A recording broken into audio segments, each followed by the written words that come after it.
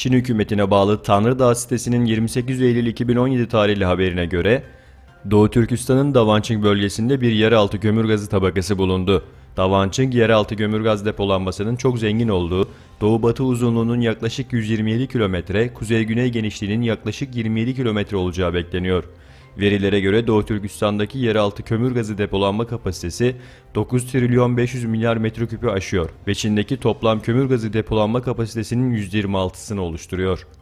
Konuyla ilgili görüşlerini bildiren Doğu Türkistan Enformasyon Merkezi Başkanı Abdülcelil Karakaş şöyle konuştu.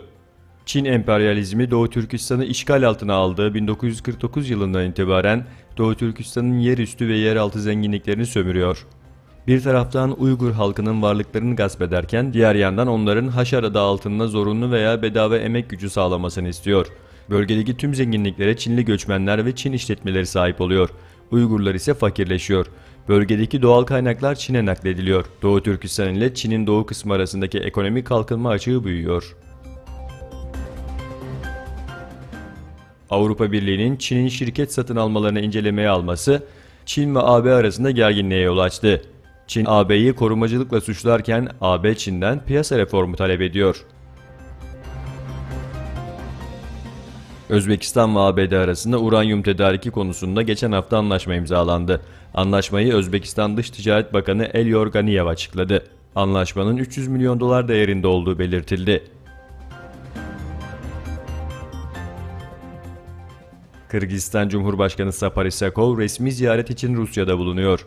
Bu ziyaret 1991'den beri Kırgızistan Hükümet Başkanı'nın Rusya Federasyonu'na yaptığı ilk resmi ziyarettir. Twitter'dan ABD Senatosu'na Rusya raporu. Twitter yetkililerinin Rusya'nın geçen yıl ABD başkanlık seçimine Twitter üzerinden müdahale ettiği iddialarına ilişkin Senato'nun İstihbarat Komitesi üyelerine bilgi vereceği öğrenildi. ABD Başkanı Trump Asya turuna çıkıyor. Beyaz Saray'dan yapılan yazılı açıklamada, Trump'ın ziyaretlerde liderlerle ikili görüşmelerle çok sayıda kültürel ve ekonomik temas gerçekleştireceği belirtildi.